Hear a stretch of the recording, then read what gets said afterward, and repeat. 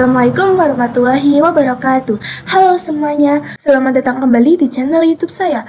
Nah, pada kesempatan kali ini saya akan membahas mengenai networking models. Nah, akan ada beberapa materi yang akan saya sampaikan. Yang pertama ada konsep, yang kedua ada TCP/IP model, dan dibagi menjadi 4, yaitu application layer, transport layer, network layer, data link layer, dan physical layer. Lalu yang ketiga ada encapsulation dan decapsulation, name of TCP/IP message. Lalu yang keempat adalah OSI layers model. Oke, langsung saja kita menuju ke materi yang pertama, yaitu konsep. Ketika kita berbicara terkait networking model, maka ini sangat identik sekali dengan yang namanya jaringan komputer. Seperti yang kita ketahui bahwasannya jaringan komputer mengacu pada perangkat komputer saling terhubung serta dapat bertukar data dan berbagai sumber antara satu dengan yang lainnya. Dan networking model ini adalah suatu aturan yang mendefinisikan bagaimana kumpulan perangkat komputer agar bisa saling berkomunikasi. Untuk saat ini, networking model tersedia dan terkenal ada dua, yaitu TCP/IP model dan OSI model. Before open networking model exists, itu berarti setiap vendor memiliki modelnya tersendiri ya teman-teman. Salah satu contohnya adalah pada tahun 1974, vendor IBM membuat networking model miliknya yang bernama SNA atau Sistem Arsitektur Network. Nah, maka dari itu ketika setiap vendor memiliki networking model tersendiri, maka timbullah masalah jika suatu jaringan komputer itu terdiri dari beberapa vendor dan setiap vendor memiliki networking model sendiri.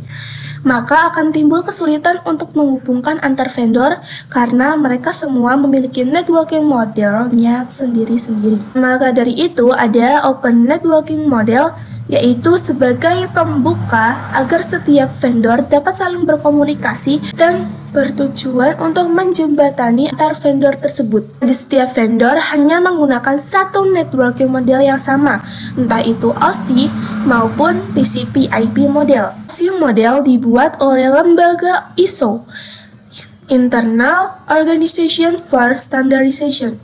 Sedangkan TCP/IP model dibuat oleh lembaga DoD, Department of Defense. Untuk saat ini, yang paling banyak digunakan adalah konsep TCP/IP model.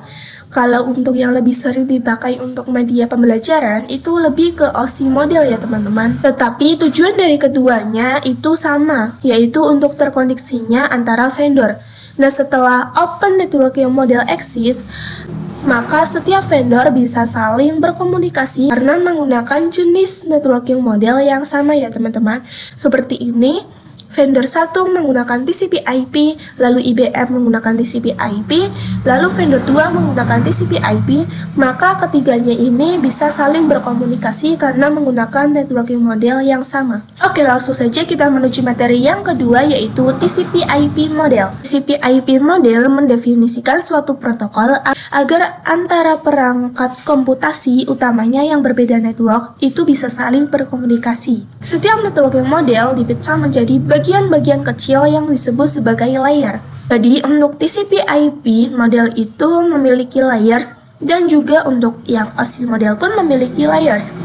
OSI model memiliki 7 layers, sedangkan TCP/IP secara dokumentasi itu memiliki 4 layers. Jadi seperti yang di bawah ini 1, 2, 3, dan 4 ya teman-teman. Nah, kalau penerapan dari real networknya itu lebih mudah untuk dipecah menjadi 5. Jadi untuk TCP/IP itu lebih dikenal memiliki 5 layers dari bawah, yaitu 1, 2, 3, 4, dan 5. TCP/IP model merupakan jenis networking model yang saat ini biasa digunakan.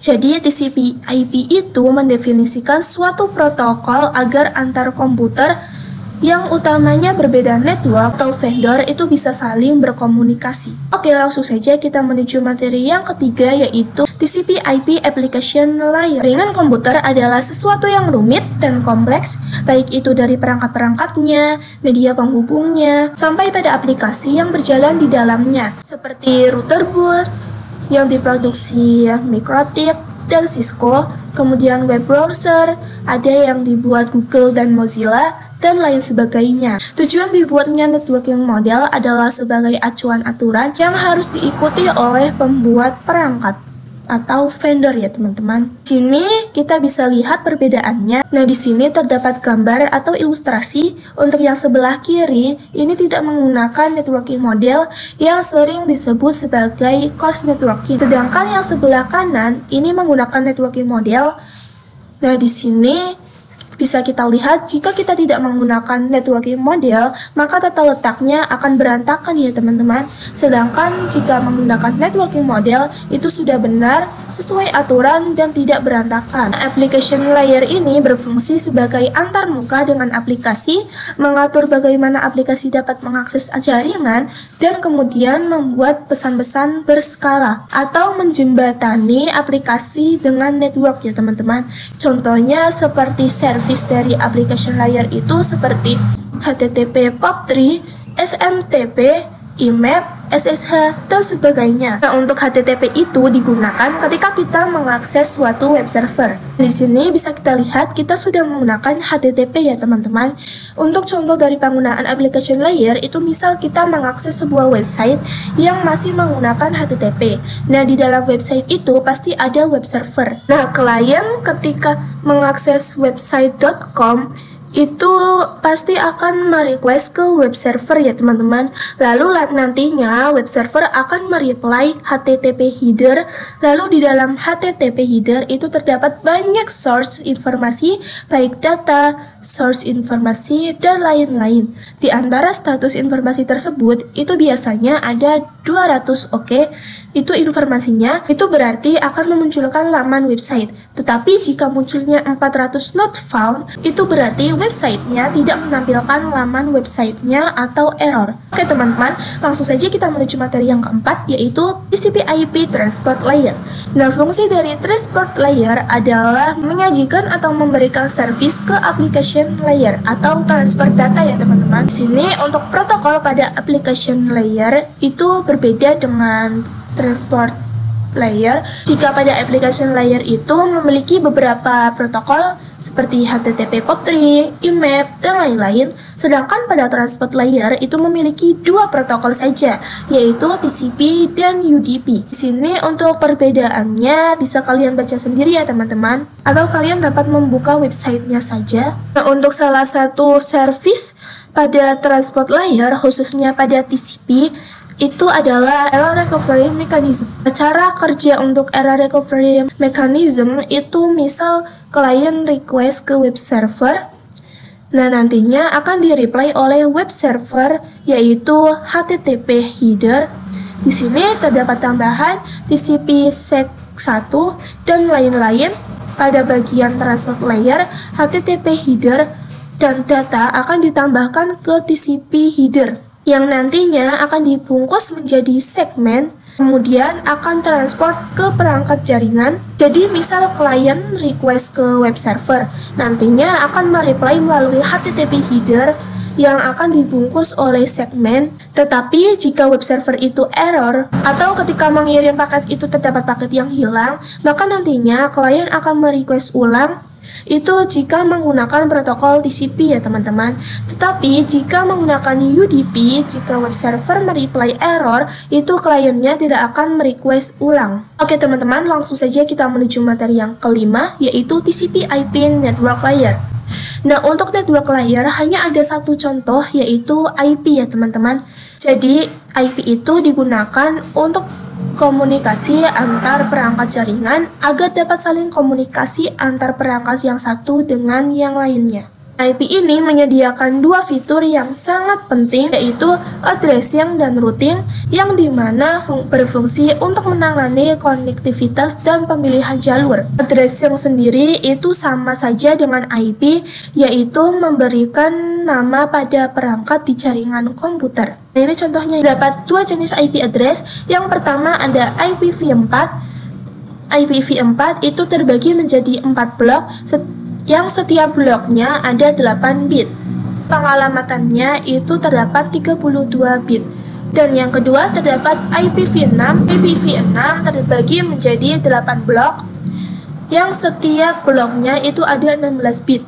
Jadi pengalamatannya itu terdapat 128 bit ya teman-teman. Di sini terdapat contoh komputer 1 memiliki IP 192.168.1.1, sedangkan komputer 2 memiliki IP 192.168.1.2. Ketika komputer 1 ingin mengirimkan data itu, tinggal mengirim ke tujuannya, yaitu komputer 2 yang memiliki IP 1.2. IP ini merupakan network layer yang ketiga, baik OSI maupun TCP IP. Nah, lalu di sini terdapat routing. Routing adalah salah satu fitur yang disediakan pada IP di bagian network layer yang bekerja layaknya kantor pos mencari rute tercepat untuk sampai tujuan. Jadi fungsinya untuk mengkoneksikan perangkat komputasi yang berbeda network ya teman-teman. Sedangkan untuk switch itu networknya sama, jadi mengkoneksikan perangkat komputer yang networknya sama. Routing itu cara kerjanya seperti kantor pos ya teman-teman. Sini ketika kita ingin mengirimkan paket misalnya ke tujuan pos 6, itu nantinya akan dicarikan rute tercepat untuk mengirim ke kantor pos ini.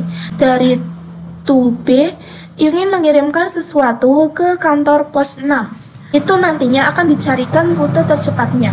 Oke teman-teman, langsung saja kita menuju materi yang keenam, yaitu TCP IP data link layer dan physical layer. Nah, data link layer itu mendefinisikan protokol yang dibutuhkan pada physical layer.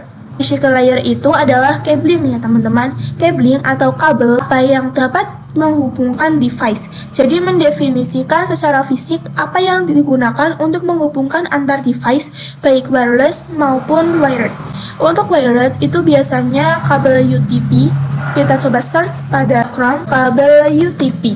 Nah, kabel UTP itu seperti ini ya teman-teman. Nah, jika menggunakan wireless gelombang elektromagnetik, kita bisa searching wireless gelombang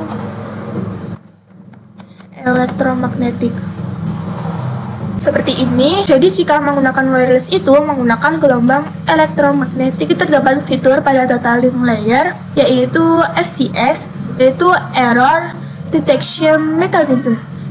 Hanya mendeteksi error tanpa recovery ya teman-teman.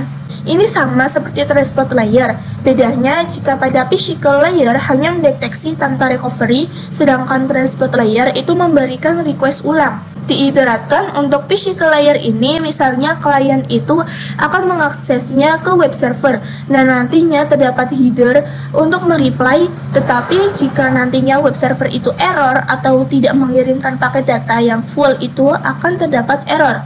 Nah, nantinya di transport layer itu akan memberikan request ulang, tetapi jika physical layer itu tidak ya teman-teman. Jadi hanya mendeteksi errornya saja dan tidak memberikan request kembali. Oke teman-teman, langsung saja kita menuju ke materi yang ketujuh, yaitu encapsulation dan decapsulation. Encapsulation itu proses membungkus data dengan header pada data di setiap layernya. Adapun decapsulation, maka itu sebaliknya ya teman-teman. Untuk data yang dibungkus TCP maupun UTP itu dapat disesuaikan. Di sini terdapat data yang dibungkus oleh TCP header itu disamakan sebagai segmen. Nah, ini merupakan transport layer ya teman-teman. Sedangkan yang di bawahnya, yang network layer, itu data dibungkus TCP lalu dibungkus lagi oleh IP, itu disebut IP packet. Lalu yang terakhir ada data link layer, data dibungkus oleh TCP lalu dibungkus oleh IP, lalu ada juga data link, itu disebut sebagai data link layer. Dan nantinya jika sudah melalui proses data link layer, nanti di bawahnya itu terdapat physical layer yang nantinya sudah berbentuk bit yang 0101. Nantinya jika sudah pada physical layer itu akan lanjut ke decapsulation atau receiver. Dan nantinya jika physical layer sudah sampai ke data link lalu ke network layer, di sini nantinya data link akan dihapus ya teman-teman. Jika sudah, kita lanjut ke transport layer. Nah, nantinya IP pada network layer itu akan dihapus juga. Lalu ke application layer, maka TCP juga akan dihapus. Nah, decapsulation ini adalah perubahan agar nantinya dapat kembali menjadi data lagi, kembali dari bit ke data ya teman-teman. Oke teman-teman, langsung saja kita menuju ke materi yang terakhir, yaitu OSI model. Nah, untuk saat ini, model yang sering digunakan adalah TCP/IP ya teman-teman. Karena untuk dari sisi perkembangan protokolnya atau modelnya, TCP/IP itu lebih dominan dibanding OSI layer. Nah, namun OSI layer itu biasa dipelajari karena mudah dipahami ya teman-teman. Nah, sebelum networking model ada, setiap vendor membuat atau memiliki networking modelnya masing-masing. Karena setiap vendor memiliki networking model yang berbeda-beda, maka komunikasi antar vendor itu sulit dilakukan. Jadi, usaha untuk membangun suatu jaringan komputer sangat besar. Banyaknya vendor tadi itu bagaimana upaya agar tetap bisa berkomunikasi dengan baik antar vendor satu dengan vendor yang lainnya. Oleh karena itu, dibuatlah sebuah model atau sebuah standar atau spesifikasi minimum oleh ISO atau Internal Organization for Standardization pada tahun 1984, yaitu dengan nama OSI, Open System Interconnection, atau bisa juga disebut OSI 7 Layer Model. OSI model ini memiliki 7 layer, dan untuk TCP/IP model itu memiliki 5 layer ya teman-teman. Nah, layer pada OSI model dan TCP/IP model itu tidak jauh berbeda. Jika untuk TCP/IP model itu berbeda hanya pada application layer, untuk OSI model itu dipecah lagi ya teman-teman. Jika TCP/IP model itu disebut sebagai application layer, untuk OSI model itu dipecah lagi menjadi 3, yaitu application, presentation, dan session. Selain itu, perbedaannya pada name of message-nya, yaitu nama pesan pada setiap layernya. Jika pada TCP/IP model itu namanya ada segment, IP packet, frame, bit, dan lain-lain. Tetapi jika pada OSI model itu DO-nya sama, tetapi untuk huruf depannya itu berbeda ya teman-teman. Nah, untuk bagian upper layer itu bagian 5 sampai 7 ya teman-teman, yaitu berkaitan dengan bagaimana data itu mengalir. Sedangkan untuk lower layer itu dari bit sampai ke L4 ya teman-teman, yaitu berkaitan dengan user interface, data formatting, dan communication sessions. Oke teman-teman, mungkin itu saja video dari saya. Kurang lebihnya mohon maaf. Terima kasih yang sudah menonton. Wassalamualaikum warahmatullahi wabarakatuh.